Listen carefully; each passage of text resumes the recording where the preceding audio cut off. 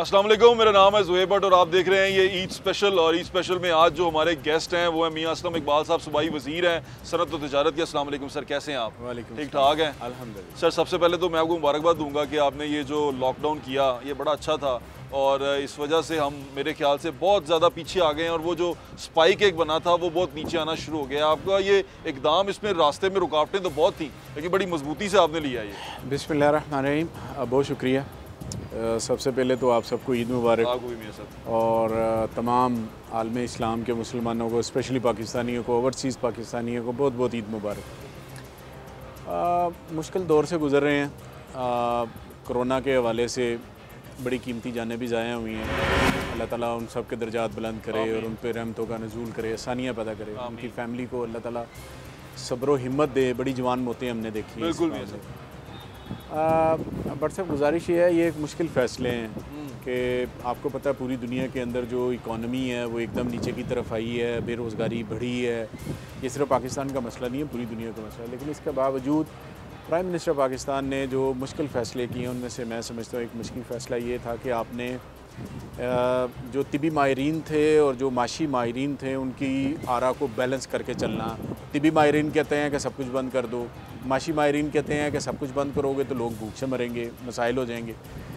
लिहाजा prime minister Pakistan ने जो स्मार्ट लॉकडाउन और उसकी इस तरह की टर्मिनोलॉजी के ऊपर जो गाइडलाइन फेडरल लेवल से हमें दी है उसके मुताबिक आपने देखा है कि अब जो कोविड की ट्रैजेक्टरी है वो तेज़ी के साथ नीचे की तरफ अच्छे हैं।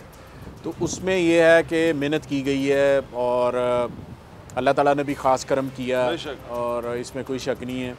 चलो मियां साहब, ये तो एक बड़ा रेगुलर टॉपिक है और इस पे हम बात करते रहते हैं। आज आपसे थोड़ी सी अलग सी बात ये करना चाह रहा हूँ। आप यहीं पे हम समनाबाद में आपके हल्के में आपके डेरे पे बैठे हुए हैं। आप नए मजंग में बैठे हैं। नए मजंग में बैठे हुए हैं और यहाँ पर जहाँ पर हम मौजूद हैं आपकी ज़िंदगी यहाँ गुजरी है। कोई जवानी का ऐसा वाक़या जो सुन के या याद करके आज भी मुस्कुराहट आपके चेहरे पे आ जाती है और आप खुद हंसते हो? क्या लगा यार ये कमाल ही हुआ है मेरे साथ? नहीं सर, अब तो कोई पता नहीं। देखें, ये जहाँ पर ये हम लोग बैठे हुए हैं यहाँ पर मेरे दादाजी ने, मेरे अब्बा जी ने खेती बड़ी की है। बेसिकली यही बिल्कुल। और यहाँ की है, कुछ खैबर ब्लॉक में की है, कुछ इचरा पिंड होता था जी। इचरा ये इचरा इसकी बाउंड्री के बाद इचरा कहते थे। इचरा पिंड बेसिकली ये भी नया पिंड कहलाता था ना। पुराना पिंड, जो पुराना मजंग है ये नया मजंग है, उसे पुराना मजंग बोलते हैं। सो उधर के लोग हम रहते उधर थे लेकिन इधर खेती बड़ी करने आते थे दादाजी।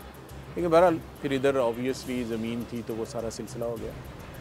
यादें तो यार बहुत है, अब जेल में नहीं आ रहा कौन सा ऐसा क्या है कि अच्छा ये बता दें मियां साहब, एक ये सवाल ऐसा है कि ये हल्का जो है, मैंने लाहौर शहर को तकरीबन मुझे 4 साल हो गए हैं कवर करते हुए। वैसे मुझे 11-12 साल हो गए हैं इस फील्ड में।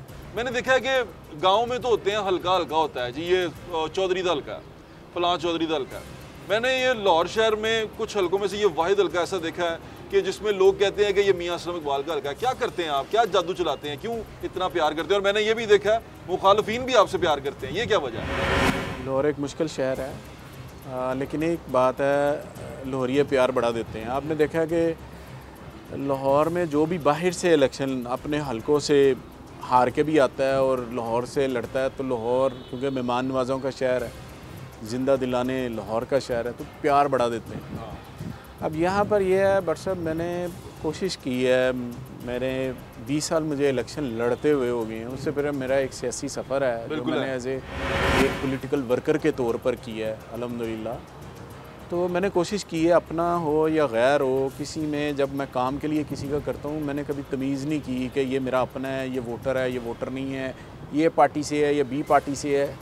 इंसानियत, पॉलिटिक्स हमें इंसानियत भी सिखाती है। तो उस हवाले से हल्के के अंदर कभी कोई ऐसा कोशिश की, ऐसा काम ना करें कि जिससे बदनामी आए, जिससे मेरे बच्चों पे असर पड़े, मेरे पेरेंट्स के नाम पे असर पड़े, मेरी फैमिली उससे परेशान हो। कि मैंने कोई ऐसा कोशिश मैंने की है कि अच्छे तरीके से सो अपना और गैर हो हमेशा बाहें खोल के हमेशा वेलकम का है। तो मैंने तो ऐसा कोई काम नहीं किया, बाकी अल्लाह ताला की तरफ से है कि इतने बुजुर्गों से बात की, उन्होंने क्या एक दफ़ा नाराज़ सी मियां साहब को तो उस बैल दे के साढ़े घर आ गए, मैंने जफी पा ली, उन्होंने आ गया कि नहीं चाचा जी किसी क्यों नाराज़ होंगे हो। तो मुझे बड़ा ये लगा कि लाहौर शहर के अंदर, गाँव में तो चले ये हो जाता है, शहर के अंदर ऐसी पॉलिटिक्स करना बड़ा एक दिल गुर्दे का काम है। बड़ा सा मुश्किल है, लेकिन बहरहाल जब आपकी डायरेक्शन ठीक होती है, आपके नज़रियात ठीक होते हैं, तो आप उस पर ठीक रहते हैं। देखें, ज़िंदगी में कभी गलत सिफारिश नहीं की, ना करनी है, यह तो एक उसूल तय है। बिल्कुल ठीक है। दूसरा ये है कि पराया हो गैर हो सबके साथ चलना है। यहाँ पर हयादारी, वज़ादारी, एक दूसरे की आँख में शर्मो हया वो रख के चलने चीज़ें पड़ती हैं। और शहरदार होता भी ऐसा ही है। ऐसे ही है। उसकी personality अगर भी फ़र्ज़ करें ना, एक फैमिली से आपको कोई नहीं सपोर्ट कर रहा तो नहीं कर रहा, कोई बात नहीं यार, उसकी कोई मजबूरी होगी या उसके अपने नज़रियात है। लेकिन ये नहीं है कि अल्लाह ना करे, खुदा ना हंसता, अगर उस पर कोई मुश्किल टाइम आया तो आपके तू मैंने वोट नहीं देता सी, नहीं, ऐसा नहीं। मैं ऐसा नहीं करूँ। मैं हमेशा मैं उसके अपने, जो अल्लाह ना करे उस पर कोई टाइम आए, उसके अपने बाद में पहुँचेंगे, मैं वहाँ पर पहला पहुँचूँगा, ताकि उसको एहसास हो कि यार हमारे इलाके का, जिसको हम सियासी तौर पे सरबराह कहते हैं, वो हमारे साथ खड़ा है। हमारी किससे सीखी है मियां साहब आपने, यानी कि इस तरह की सियासत करना किसने सिखाया आपको? यार देखें, सियासी तौर जिसको आप पर अपना तो रोल मॉडल समझते हो? वो मेरे बड़े भाई हैं, Mian Javed Iqbal. Is the man जिसने मुझे पॉलिटिक्स सिखाई है और जिसने मुझे बताया कि करना क्या है और किस मकसद के लिए हम पॉलिटिक्स में हैं, मियां जावेद साहब ने। तो वही वाले साहब के बाद वही हमारे वालिद हैं, वही हमारे बड़े हैं, वही हमारे सब कुछ हैं। उन्होंने ही हमें पढ़ाया भी है, लिखाया भी है, सारे काम उन्होंने किए हैं, हमारी शादियां भी की हैं, हमारे सारे मामला किए हैं। तो ही इज़ द मैन जो कि हमारे पीछे खड़ा है और हर वक्त पीछे खड़ा है, और उन्होंने सब कुछ ये किया है जी। उनको हमके अलावा सियासत में कोई बंदा पसंद है जिसकी सियासत को पसंद करते हैं मौजूदा सियासत में, इमरान खान और बुज़दार साहब के अलावा?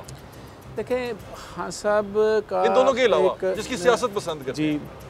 खान साहब का एक स्टाइल है जो मैं समझता हूँ कि क्योंकि यहाँ से वो इलेक्शन लड़ते रहे हैं, मैंने कहा शुरू से उन्होंने इधर से ही लड़ा है और मैं नीचे उनके लड़ता रहा। मैंने उनके नज़रियात को देखा है कि वो बंदा जब कोई बात करता है ना, तो उससे दाएं बाएं, उन नज़रियात से दाएं बाएं नहीं होता। ठीक है। जो आप कह सकते हैं यार आपकी गवर्नमेंट की परफॉर्मेंस अच्छी नहीं जा रही, आप कह सकते हैं। मैं अभी नहीं कह रहा, क्योंकि मैंने आपसे कहा हम सियासी बात नहीं करेंगे। मैं सिर्फ सियासी बंदा पूछ रहा हूँ जिसकी सियासत को आप पसंद करते हो। आपने अपने बड़े भाई का नाम लिया, और इन दोनों के अलावा लाहौर शहर में आपको क्या लगता है कौन सा ऐसा सियासतदान है जो सही सियासतदान है, चाहे दूसरी पार्टी से भी हो? नहीं, कोई नहीं, मुझे इसमें कोई नहीं है। देखें, जो वर्कर आदमी होते हैं ना, मैं उनको, आपस की बात है, मैं पसंद इसलिए मैं आपसे ये सवाल पूछ रहा हूँ। ख्वाजा इमरान नज़ीर है, मैं उसको देखता हूँ, वर्कर आदमी है, गली मोहल्ले में पॉलिटिक्स करने वाला। मैं उसकी पॉलिटिक्स को लाइक करता हूँ कि वो अच्छे अंदाज में चीज़ों को लेकर चलता है। ये नहीं है भाइयों की तरह, छोटे भाइयों की तरह है, लेकिन उनकी अपनी पॉलिटिक्स है, अपने नज़रियात है, मेरी अपनी पॉलिटिक्स है। ग्रास रूट वाली पॉलिटिक्स करते हैं। ग्रास रूट जो जिसको प्रॉब्लम्स का पता हो कि ये लोगों की ये प्रॉब्लम्स हैं, तो मैं उसको देखता हूँ कि अच्छा ये सब। हम यहाँ सन्नाबाद में रहते हैं, कोई ऐसा, अभी मुझे यकीन है कि आप हर ढाबे पे, हर रेडी पे आपने कुछ ना कुछ खाया होगा। फेवरेट कौन सा आपका यहाँ पे अपने इलाके में जो खाना खाते हैं आप जाके, आपको पसंद है? अभी तो कोरोना की वजह बंद है, लेकिन वैसे अच्छा, मैं बट साहब को खाने पीने में इतना खुश खुराक नहीं हूँ, बिकॉज कि मैं थोड़ा सा वेजिटेरियन टाइप आदमी हूँ, इतनी खुश खुराकी नहीं है। लेकिन समनाबाद के यहाँ पे मिनी मार्केट में है, वो बड़ा मशहूर है, टक वाला, लोग बड़ी दूर से आके तो खाते हैं। फिर आपके समनाबाद में भटूरे हैं, वो वाले भी हैं, पल्ले पकौड़ियाँ बड़ी मशहूर हैं। वो तो खैर आप सोचे कि हमारे पैदाइश से पहले गई यहाँ पर, क्योंकि समनाबाद एक एलीट क्लास के लिए समनाबाद था। बहरहाल खाने पीने के और भी बड़े पॉइंट्स हैं जो यहाँ पर है, मुर्ग चने वाले भी हैं, दूसरे भी हैं। मेरे साथ कोई ऐसा दोस्त है जो भी बचपन का दोस्त हो और पीछे रह गया हो, और वो कहता हो कि यार मियाँ तो आगे निकल गए, मैं पीछे रह गया? कोई ऐसा यार दोस्त है सज्जन? नहीं, ऐसे तो नहीं, प्यार करने वाले ज़्यादा ऐसे नहीं। मैं ये ऑफिस है ना, मेरा डेरा है, इसके साथ ही स्कूल था, ताहिर मर्ड स्कूल, में उधर से पढ़ा हूँ, और सेंट्रल मर्ड स्कूल से पढ़ा हूँ, इस्लामिया कॉलेज सिविल लाइन से पढ़ा हूँ, कायदे यूनिवर्सिटी इस्लामाबाद से पढ़ा हूँ, मैंने उधर से MBA किया वगैरह वगैरह। तो गिला शिकवा करने वाले यार दोस्त पूछ रहा हूँ, है कि नहीं है? नहीं, गिला कोई नहीं करता, खुश होते हैं। मेरे मैट्रिक के क्लास फेलो, हमारा ग्रुप बना हुआ है और अच्छा ग्रुप बना हुआ है, हम एक दूसरे के साथ बड़ी बातचीत करते हैं, और यूनिवर्सिटी वाले हैं वो भी आते हैं। मेरे साहब आज क्योंकि ईद का दिन है, और ईद के दिन जो से हैं वो स्पेशली बड़ी ईद के दौरान जो से हैं लोग एक दूसरे की तरफ जाते हैं। कोरोना की वजह से वैसे ही हम थोड़े SOP के अंदर हैं। आप क्या करते हैं ईद वाले दिन हल्के के अलावा फैमिली के साथ? ईद की नमाज़ पढ़ी और पढ़ने के बाद सीधा हल्के में आ गए, उसी मस्जिद में, हल्के की मस्जिद में नमाज़ पढ़ते हैं। वो एक तरीक़ाकार है कि उस बाज़ार से गुज़रते हुए लोगों से मिलते हुए फिर मुख्तलिफ कुछ घरों में जाना होता है। अल्लाह ना करे खुदा न खास्ता जहाँ पर खुशी गमी हो जाती है, गमी है, उन गमी वाले घरों में जाना है, जाके फातिहा कहनी है, सारा दिन ही उधर ही गुजर जाता है। फैमिली के साथ शाम में जाऊंगा, रात में घर। नाराज़ होते हैं आपसे वैसे कि यार हमें टाइम नहीं देते, पापा टाइम नहीं देते? अपनी जगह पर है जी, वो तो अपनी जगह। यानी कि नाराज़ होते हैं, बहुत शिकायत करते हैं बहुत ज़्यादा। तो अजाला कैसे करते हैं आप उनका? कोई नहीं, माफ़ी तलाफ़ी है बस। ये तो ज़्यादती नहीं हो गई बच्चों के साथ? अच्छा, बच्चे सियासत में आने का सोचते हैं या बच्चे सियासत में इंटरेस्ट लेते हैं? नहीं, सियासत से मुझे बाहर ले जाने का सोचते हैं, सियासत में आने का नहीं सोचते। क्या रीज़न देते हैं, क्या क्या कन्विंस करते हैं आपको? कन्विंस ये देते हैं कि एक जो टाइम होता है उनका उनके साथ इंजॉय करने वाला, वो तो पॉलिटिक्स में चला गया, अब वो बड़े हो गए। ठीक है। तो वो कहते हैं कौन सी ऐसी मेमोरीज़ हैं जो हमने कैरी करनी है कि हमारे बाप ने हमें यहाँ पर लेके गए, इधर लेके गए, यू नो। एक होता है गपशप होती है, एक आप अपने आइडियाज़ को एक्सचेंज करते हैं, घर में बैठे हुए बातें करते हैं, यू नो, कुछ आप करते हैं, हल्ला गुला करते हैं, वो टाइम ही नहीं है। जब शादी हुई तब पॉलिटिक्स आ गया था। और उस वक्त से आई एम इन पॉलिटिक्स, और उससे पहले वैसे ही एज एक कहते हैं छोड़ दो पॉलिटिक्स, छोड़ दो, अभी छोड़ो। आपने कभी सोचा है कि आप जिस तरह हमारे यहाँ तो सारे ही बच्चे अपने सियासत में डाल देते हैं, जिसका जो बड़ा सियासतदान है वो सोचता है मेरा बच्चा भी सियासत में आए, आपने ऐसा सोचा? मैंने कभी नहीं सोचा। आप क्या समझते हैं, आपका जानशीन कौन है? भाई छोटे करते हैं पॉलिटिक्स, अच्छे हैं, अच्छा डिलीवर कर रहे हैं। मैं समझता हूँ कि उन्होंने अमजद इकबाल साहब, अमजद इकबाल करते हैं, अफजल भी करते हैं, अमजद भी करते हैं, दोनों करते हैं, दोनों ही रहे हैं। मैं एक टाउन मेंबर रहा हुआ है, एक 2 दफ़ा नाज़म रहा हुआ है किसी सरनाबाद से, पर मेहनत करते हैं। देखें, बात ये है कि अगर आप डिलीवर करते हैं लोग आपकी कदर करते हैं, अगर आप डिलीवर नहीं करते तो फिर कोई बंदा किसी के दिल को नहीं जीत सकता। अब फ़र्ज़ करें ना, इस हल्के में आपको पता है कि ये डूंगी ग्राउंड है साथ ही, और इस डूंगी ग्राउंड के अंदर नून लीग के जो सरबराह थे वो आखिरी जलसा आगे किया करते थे। बिल्कुल ऐसे। और फिर भी लोग हमें यहाँ से जितवा देते हैं, और उनकी पूरी की पूरी फैमिली इस हल्के के अंदर कैंपेन किया करती थी और करती है। ये इसीलिए सरप्राइज। और उसके बावजूद लोग अगर आपको वोट देते हो और जिस हल्के में कोई पार्टी का सरबराह आखिरी जलसा कर जाए तो वहाँ रह क्या जाता है, लेकिन अगर लोग करते हैं तो बस उनकी मेहरबानी है। सो सर, जो डिलीवर करेगा वो स्टे करेगा, जो अच्छी नीयत के साथ, अच्छी सोच के साथ काम करेगा वही स्टे करेगा, अदरवाइज़ कोई चक्कर नहीं है। तो ये पैसे के ज़ोर पे पॉलिटिक्स नहीं होती। भट्ट साहब एक बात ज़हन में रखे, जो कहता है ना मैं पैसे के ज़ोर पे कर लूँगा, पॉलिटिक्स नहीं होती, लेकिन इलेक्शन नहीं लड़ा जाता पैसे के बगैर। देखें मैम, शायद मेरी आप तस्दीक कर लीजिएगा क्योंकि आपके रिलेटिव्स काफ़ी हल्के में रहते हैं, दोस्त बाप भी हैं। मैं लाहौर में शायद वाहिद MP हूँ जो मेरा क्लेम है कि मैं सबसे कम पैसों में इलेक्शन लड़ता हूँ, क्योंकि मैं 5 साल रहते ही। आप पोस्टर नहीं लगवाते, आप पोस्टर की जगह खुद चले जाते हैं। ये सर वो देखें, वो भी आपकी बात अपनी जगह पर ठीक है, 5 साल बाद नहीं जाते, 5 साल ही लोगों में रहते हैं। अब क्योंकि थोड़ा सा कोरोना है, मेरी कुछ दूसरी वजारत की ज़िम्मेदारियां भी हैं जो मैंने करनी है, उसको लेकर भी चलना है। मैं अवेलेबल नहीं हूँ, मुझसे बड़े भाई अवेलेबल हैं। ठीक है, सारे यहाँ पर हैं। ठीक है, और सारे मियां असलम इकबाल हैं, सारे जो मियां असलम इकबाल है वो बैठे हुए हैं। मैं नहीं हूँ, वो छोटे बैठे हुए हैं। ठीक है, नहीं हूँ तो भतीजे भांजे कर रहे हैं, तो हर कोई लगा हुआ काम करना, लेकिन फैमिली में पॉलिटिक्स एक करेगा, ये तय है। और अगली बात, फैमिली माशाअल्लाह लाहौर की हमारी एक बड़ी फैमिली है अल्हम्दुलिल्लाह। मेरी बरादरी बड़ी है, मेरे बहन भाई हम माशाअल्लाह ज़्यादा हैं। ये नहीं है कि 2 भाई नून में है तो एक जमात में है तो 3 पीपल्स पार्टी में है तो आप PTI में है। नजरिया है क्या आपका? हर कोई एक है और किसी की जुर्रत भी नहीं है, ये भी एक बात है। ठीक है, पॉलिटिक्स करनी है, पॉलिटिक्स से मराद के इलाके के मामले, हमने इलाके के लोगों के लिए बेहतरी के लिए काम करना, तो सब ने मिलकर करना है और एक ही प्लेटफॉर्म। ये नहीं है भाई मैं नून में, भाई हम में नहीं है। मतलब बड़े भाई से सारे डरते हैं आप? लाज़मी बात है, वो एक फादरली फिगर हैं, अदरवाइज़ भी मैंने तो आपको पहले भी बताया जो उन्होंने हमारे लिए किया है। वो ड्राइव क्या करता रहा, वो कहते हैं ना, वो फोर्स क्या थी जिसने आपको जोड़े रखा इस चीज़ से, क्या था जो आपको आगे लेके चलता रहा? देखिए, दुनिया अल्लाह ने किसी मकसद के लिए बनाई है। ठीक है, जो कमज़ोर लोग हैं, जो बेचारे इस वक्त डिप्राइव हैं, जो बहुत मुश्किल हालात में, अगर आप उनकी मदद करते हैं, लेट से किसी के बच्चे की एजुकेशन का मसला आप हल करते हैं, किसी के हॉस्पिटल का मसला है, किसी की दवाई का मसला है, अच्छा स्कूल होगा तो अच्छे लोग यहाँ से पढ़ लिख कर निकलेंगे, हमारी जगहों पर आएंगे, भाई से फख्र होंगे।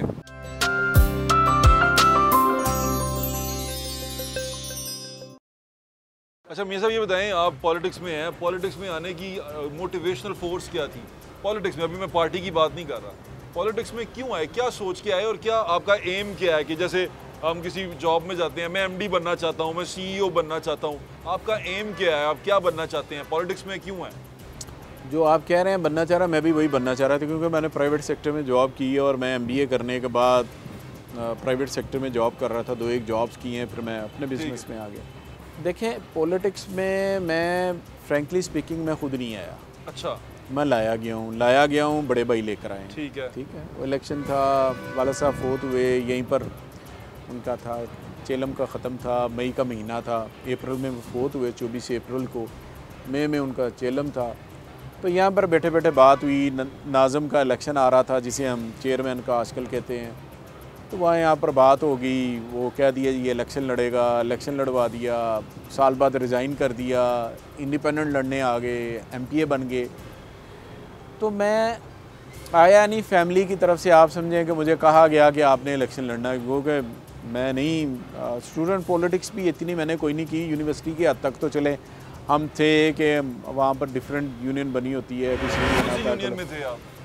हमने लाहौरियन बनाई थी, अपनी एक थी। अच्छा, लाहौरियन सिविल लाइन में नहीं, कायदे-ए-आज़म यूनिवर्सिटी इस्लामाबाद। अच्छा। मैं स्टूडेंट लाइफ में मैंने कोई पॉलिटिक्स नहीं की स्टूडेंट की। ठीक है। मैं उस पर इतना नहीं था, इन नहीं था, अपनी पढ़ाकू टाइप बच्चे थे, पढ़ाई कर रहे थे, और यूनिवर्सिटी में थोड़ा बहुत रखा है पाऊँ पॉलिटिक्स के अंदर, अदरवाइज़ नहीं। तो यहाँ पर आप समझिए कि फैमिली ने कहा तो पॉलिटिक्स में हिस्सा लिया है, और बस ऐसे ही है। फिर वो ड्राइव क्या करता रहा? वो कहते हैं ना, वो फोर्स क्या थी जिसने आपको जोड़े रखा इस चीज़ से? क्या था जो आपको आगे लेके चलता रहा? देखिए यार, 2 तरीके होते हैं भट्ट साहब। एक होता है कि देखिए, दुनिया अल्लाह ने किसी मकसद के लिए बनाई है। ठीक है। ये बेमकसदियत वाली दुनिया नहीं है, ये समझने की जगह है जहाँ पर इंसान समझ ले। रब को पाने के मुख्तलिफ ज़राए होते हैं।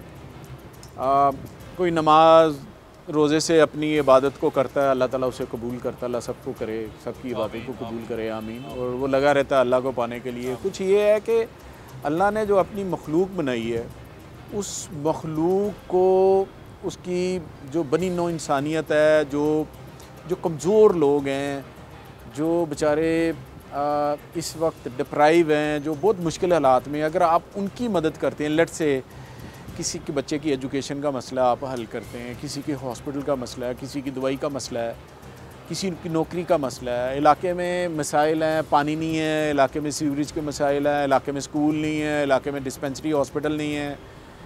आप सारी एफ़र्ट अपनी उन कामों के लिए करते हैं कि जिससे आप तो मुस्तफ़ीद होंगे जो उस इलाके में रहते हैं, लेकिन आपके अलावा भी बाकी लोग मुस्तफ़ीद होंगे। बिल्कुल ऐसे। अच्छा स्कूल होगा तो अच्छे लोग यहाँ से पढ़ लिख कर निकलेंगे, हमारी जगहों पर आएंगे, भाई से फख्र होंगे। ठीक है, बस मैंने कोई रजिस्ट्री तो नहीं करवाई यहाँ पर, मेरी जगह पर कोई आएगा मुझसे बेहतर परफॉर्म कर लेगा, ये कह रहे हैं, कहता भी नहीं है। नहीं, मैंने मेरा कोई इतना पॉलिटिक्स के साथ ये ना, मेरा कोई जीना मरना पॉलिटिक्स इज नॉट मैं जीना मरना कि मैंने इसके साथ ही जीना है, इसके साथ ही मरना है, कोई ऐसा चक्कर नहीं है। मेरा मकसद हो रहा है अल्लाह को राज़ी करें, ज़िंदगी मुख्तसर है। बाय द वे मेरे दादा जान भी इधर से इलेक्शन उन्होंने भी लड़ा हुआ है, बीडी मेंबर के इधर से, वो 60 की दहाई में। तो उसके वाले साहब ने तो पॉलिटिक्स नहीं की, बड़े भाई पॉलिटिक्स में थे, इलेक्शन पे खड़े भी हुए, लेकिन पार्टी की तरफ से उन्हें विड्रॉ करवा लिया गया। ये जब IGI का अलायंस बना था उस वक्त वो MNA के कैंडिडेट थे इसी हल्के से, तो उन्हें विड्रॉ करवा लिया गया, वो विड्रॉ हो गए वगैरह वगैरह। फिर उसके बाद थोड़ा सा पीछे हटके कि पार्टियाँ, आपको पता है पार्टियाँ जो अभी इस पार्टी से पहले रही है, हमने तो PTI ने कमज़ोर लोगों को भी वोट दिए, टिकट दिए हैं, और ऐसे लोगों को भी दिए हैं जो पार्टी के चंदे पे इलेक्शन लड़के हैं, ये भी आपने देखा। वो जीत नहीं सके, वो एक अलग बात है, वो तो फिर हार जीत तो हिस्सा होती है ना। देखे ना, आपने बाज के साथ चिड़िया को लड़ा दिया, वो जीता नहीं जीता एक अलग बात है, वो नज़रियात की जंग थी जो इमरान खान ने अपनी टीम उतारी थी, यूथ को उतारा था कि ठीक है हम 35% यूथ को भी टिकट्स देंगे, और दिए उन्होंने। ये सब, ये फिर हम दोबारा उधर चले जाएंगे। मुझे बताएं कि अभी लाहौर शहर जो सा है कल्चरली कितना इसको आपने चेंज होते देखा है, या इसको चेंज जो सा है वो पॉजिटिव देखा है या नेगेटिव देखा है कल्चरली? लाहौर शहर की जो डायनामिक्स हैं कल्चर के लिहाज से वो कितनी चेंज होते देखी हैं? क्योंकि आप तो शहर के हैं, गली मोहल्ला जानते हैं, अब जब लोगों को देखते हैं, मिलते हैं, क्या चेंज देखते हैं उनमें? पर साहब अगर तो हम कोई 30-40 साल पहले चले जाते तो मेरा लाहौर बड़ा डिफरेंट था। अच्छा था वो? मैं उससे बहुत अच्छा कहता था। अच्छा नहीं था, बहुत अच्छा था। वज़ादारी थी, खुशी गमी सांझी थी।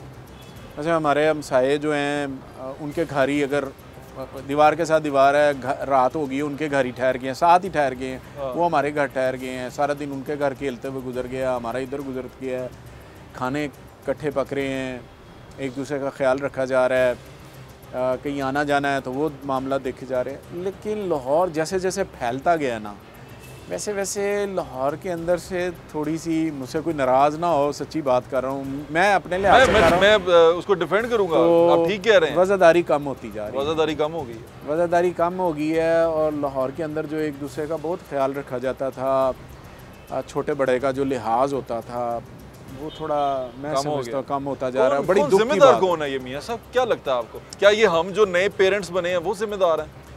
हम भी किसी हद तक ज़िम्मेदार हैं। हम अपनी 1.5 इंच की मस्जिद बना के अपने घरों तक महदूद हो गए हैं और सेल्फ सेंटर्ड हो गए हैं, और अपनी ज़ात के अलावा दूसरे के लिए नहीं सोच रहे।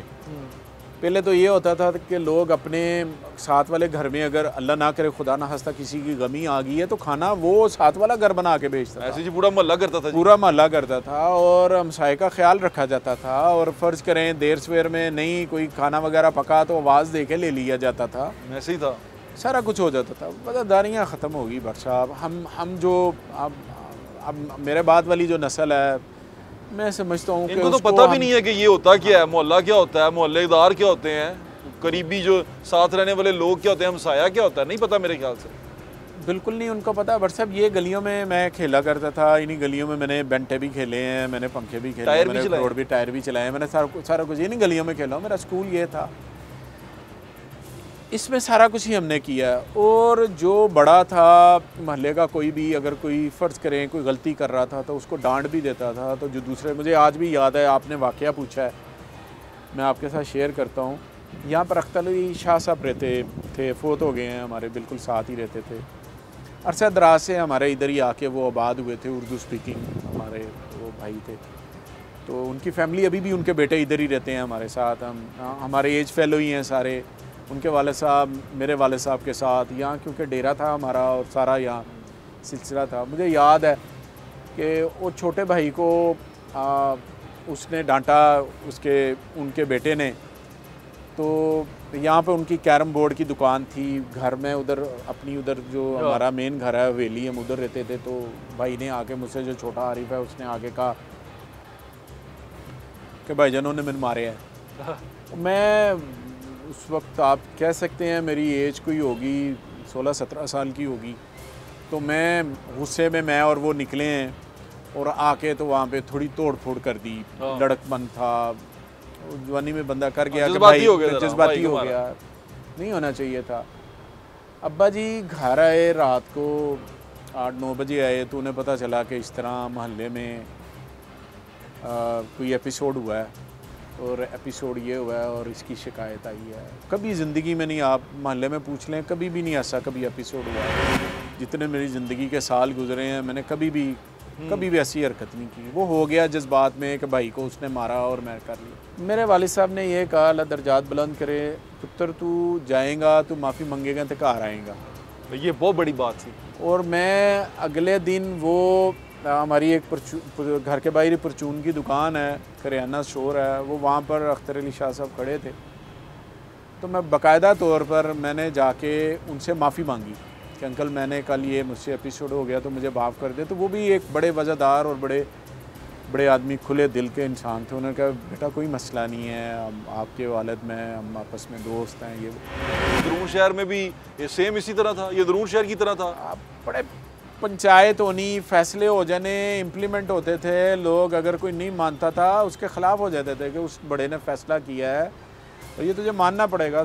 आप समझ लें कि उसका सोशल बाइकाट हो जाता है। सोशल बाइकाट हो जाता है। सियासत में कहीं पर भी 3 चीज़ें चेंज करने का इख्तियार दे दे कि मियाँ असलम इकबाल साहब ये चेंज कर सकते हैं, वो 3 चीज़ें क्या होंगी? एजुकेशन को चेंज करूँगा, सिस्टम को, और किसी एक बच्चे को भी स्कूल से बाहर नहीं रहने दूंगा।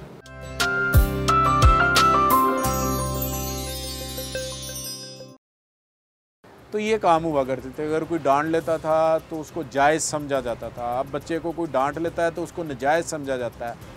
मारने पीटने पे दुनिया मारने पीटने पे गोलियां चला देते हैं। सो वज़ेदारी वाला जो आंसर है वो तो सारा हो गया माइनस हो गया।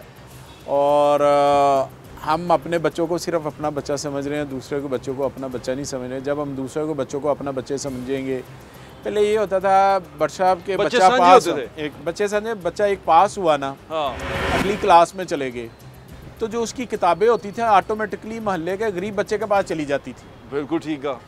और वो उसको दे दी जाती थी। कपड़े भी, इवन यूनिफॉर्म, इवन दूसरी चीज़ें, इवन शूज़, इवन बाकी चीज़ें उसको दे दी जाती थी कि यार फ़लाँ का बच्चा जो है वो आ रहा है, तो बड़े दिल के साथ ये चीज़ें दी जाती थी। ये नहीं कोई फटी पुरानी दी जाती थी, ठीक करके उसको दे दी जाती थी कि यार ये बैग दे दिया जाता था। जिनकी अफोर्डेबिलिटी थी वो जाके बैग ले आया करते थे कि हम ये करते रहे। स्कूल में फ़र्ज़ करे जा रहे होते थे तो साथ अगर कोई छोड़ने जा रहा है तो दूसरे के बच्चों को भी साथ लेके छोड़ लिया जाता था। अब सर नहीं है, और बड़ी तकलीफ दे बात है, हम बड़ी दुख से कह रहे हैं कि ये नहीं रहा। हमारे बच्चों को नहीं पता ऐसा भी होता था, हमारे बच्चों को नहीं पता मेरे कि लाहौर ऐसा था, लाहौर के लोग ऐसे थे। बड़े वज़ादारियाँ बहुत थी सारे। दरूर शहर में भी ये सेम इसी तरह था, ये दरूर शहर की तरह था।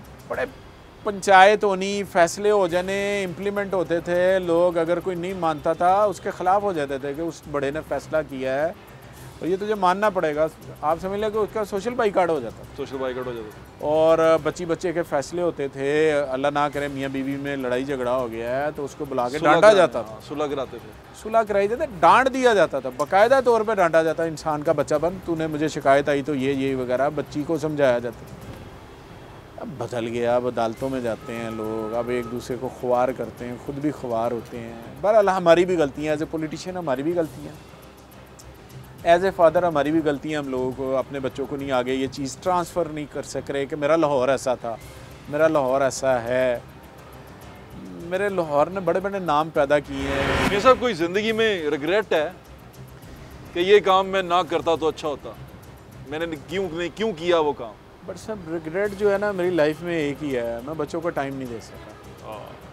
ये बहुत बड़ा गैप है। वो बच्चे बड़े हो गए हैं, अब मैं क्या, जो मेरा उनके साथ टाइम बातें करने का, एंजॉय करने का, उनके साथ सिर्फ तफरी करने का, उनको इवन आज भी उम्मीद के दिन भी आपके हल्के में है जी, तो क्या करता मैं मुझे वो बहुत बड़ा रिग्रेट है कि मैं लाइफ में बच्चों को, इवन फैमिली को टाइम नहीं दे सका, बहन भाइयों को वो नहीं दे सका। जो एक टाइम होता है ना आप देते हैं, हम सुबह निकलते हैं, हमें पता नहीं होता शाम में किस वक्त आना है, रात में किस वक्त आना है, कौन सी मीटिंग किस वक्त आ जानी है, इस्लामाबाद कितने दिन जाना है, कितने दिन आना, कोई पता नहीं होता।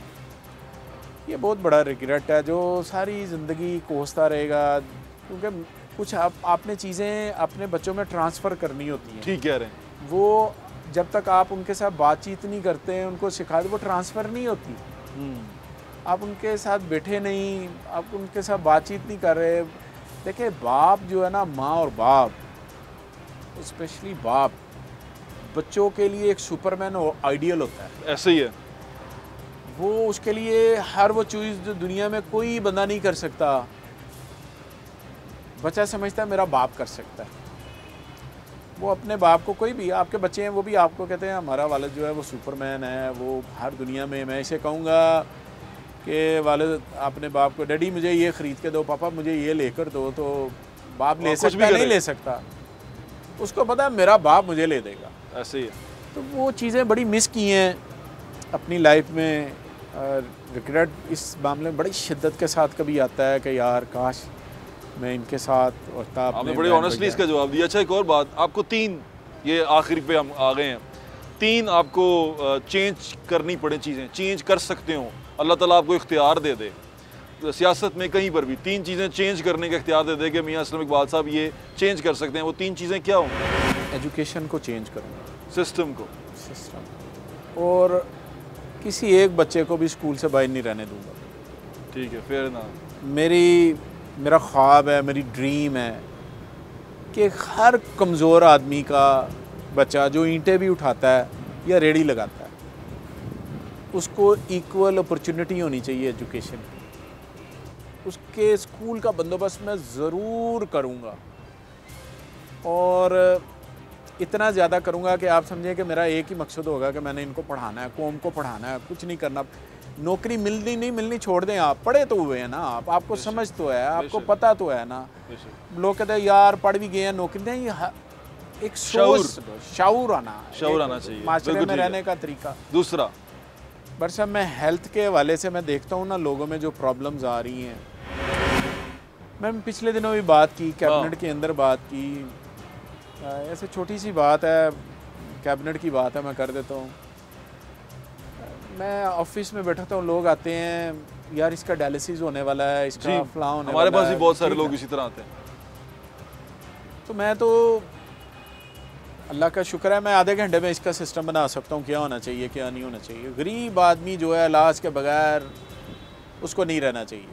सेहत अल्लाह ने देनी है, तंदुरुस्त के पास है, वो मट्टी से भी शिफा देता है, उसकी मर्जी है। रब रियासत ट्रू सेंस में यही होती है कि ठीक है, माँ का रोल करती है ना रियासत। तो माँ होती है, बच्चे को दूध नहीं है तो माँ ने वो भी सोचना है, कपड़े नहीं है सर्दी के, उसने कपड़े, गर्मी है गर्मी, बिल्कुल ठीक है, हर मामला सोचना है। रियासत माँ होती है। मैं कोई ये बात नहीं कर रहा, मैं अपने दिल की बात कर रहा हूँ। आज आपने पूछा है, मैं वो शायद इसका कोई और भी जवाब हो सकता है कि मेरे पास हो, मैं चांद पे चला जाऊँ तो मैं ये कर दूँ। मैं वो बात कर रहा हूँ जो मैं करना चाहता हूँ। हेल्थ और एजुकेशन आप चाहते हैं कि हर आम आदमी की रसाई में हो और उसको बेसिक मिले। Health and education and health दो चीज़ें हैं। और तीसरा कि जॉब के हवाले से ऐसी अपॉर्चुनिटी पैदा की जाए कि गरीब का बच्चा जो फ़र्ज़ करें मैट्रिक भी कर गया, वो बेचारा बड़ी मुश्किल से करवाता है, उसको अपने हालात का पता होता है, अपनी जेब पेट काट के उसको कैसे पढ़ा रहा है। चाहे मैट्रिक करे चाहे वो इंटर करे, उसकी जॉब का बंदोबस्त करूँ। इसके अलावा मेरी कोई ख्वाहिश नहीं है। नो ख्वाहिश अदर दैन दिस के मैं सिर्फ और सिर्फ मैंने ये कर। बहुत अच्छी ख्वाहिश है। नाज़रीन, मियाँ साहब के साथ आज की जो ये सिटिंग थी हमारी, हमने कोशिश की कि मियाँ साहब की आपको वो साइड दिखाएं जो शायद प्रेस कॉन्फ्रेंसेस में, जो शायद हल्के में आपको नज़र ना आए, उनकी पर्सनल साइड दिखाने की कोशिश की। अपने फीडबैक से हमें ज़रूर आगाह करें। और जो लाहौर की बात मियाँ साहब ने की, कल्चरल एजुकेशन एक होती है, बेसिक एजुकेशन एक होती है, कल्चरल एजुकेशन। वो कल्चरल एजुकेशन आपने करनी है अपने बच्चे की। जो कहते हैं आज कि लाहौर जब पहले जैसा नहीं रहा, बच्चों में वो वज़ादारी नहीं रही, वो अपने घर से उनको शुरू करना चाहिए और अपने बच्चों को वो वज़ादारी सिखानी चाहिए। जो मियाँ साहब ने जिसकी तरफ पॉइंट आउट किया, ये वज़ादारी आप सिखा सकते हैं और ये आपके पेरेंट्स ने आपको सिखाई भी है। बस हम जो उनसे हैं, जो हमारी जनरेशन है, वो अपनी मसरूफियात की वजह से वो सिखाने में पीछे रह गए और सारा का सारा हमने बोझ जो सा है वो स्कूलों पे डाल दिया कि शऊर भी स्कूल दे, तालीम भी स्कूल करे, लेकिन तरबियत का जो पार्ट था वो हमारे लिए था, हमने ही करना था, वो हम भूल चुके हुए हैं। तो मियाँ साहब, आपने जो अपने हल्के को कोई मैसेज देना है, आपके हल्के के लोग आपको सुन रहे हैं, आप उनको पैगाम दे दें ईद का और फिर हम इजाज़त चाहेंगे। मैं तो सबसे पहले जिस तरह मैं इंट्रो में कहा कि सबको बहुत ईद मुबारक, और अपने करीब के जो लोग हैं उनका ज़रूर ख्याल रखा करें। अल्लाह ताला ने अगर आपको दिया है तो उसमें से गरीब आदमी का ज़रूर ध्यान करें कि अल्लाह ताला दे के भी आज़मा रहा होता है, बिल्कुल अल्लाह ताला ले के भी आज़मा रहा होता है। सबसे खतरनाक दे के आज़माता है वो। अल्लाह ताला किसी से लेके ना आजमाए, बस ये अल्लाह से दुआ है कि अल्लाह ताला जिसको दे रहा है ना, बस उस पर रहमत ही रखे, उससे ले ना, ये क्योंकि वो एक तकलीफ दे मरला होता है। आमीन। तो अल्लाह ताला सबको दे। और दूसरा ये है कि आपने पीटीआई को वोट दिए, आपने पीटीआई पे, इमरान खान पे एतबार किया है। मैं यकीन दिलाता हूँ, मैं ज़्यादा बात नहीं कर रहा, जब मैं ये बात कर रहा हूँ तो मैं बड़े दिलो दिमाग के साथ बात कर रहा हूँ। कोशिश में कोई कमी नहीं है, नीयत में कोई कमी नहीं है। किस्मत खराब हो गई है हमें हमारी। बट साहब, वो आप अपने लिहाज से बात कर रहे होंगे, जब आप किसी सीट पे बैठे होंगे फिर आपको पता चलेगा आपने किसके साथ लड़ना है। ईद के बाद इंशाल्लाह ये वो लड़ाई करेंगे। आपने लड़ना किस के साथ है। जिस मुल्क के अंदर 70-72 सालों के अंदर आपने हर सेक्टर के अंदर बड़े बड़े माफियाज पैदा किए हैं, उन माफियाज के साथ लड़ना, और जब सोसाइटी के अंदर आप किसी हमें लगा था ना कि आप बहुत तगड़े हैं, आप भी माफिया से लड़ लेंगे, लड़े हैं। चलें इंशाल्लाह। मेरी दुआ आपके साथ है और मेरी ये मैं दिल से दुआ करता हूँ कि अल्लाह ताला इनको कामयाब करे और जो पाकिस्तान के लिए बेहतरी करना चाहता है अल्लाह ताला उसका साथ दे, उसके साथ रहे। पूरी कौम की दुआएं उसके साथ होनी चाहिए, जो मुल्क की बेहतरी चाहता है, जो कौम की बेहतरी चाहता है। अपना ख्याल रखें, मुझे ज़्यादा इंशाल्लाह फिर मुलाकात होगी। अल्लाह हाफ़िज़। पाकिस्तान जिंदाबाद।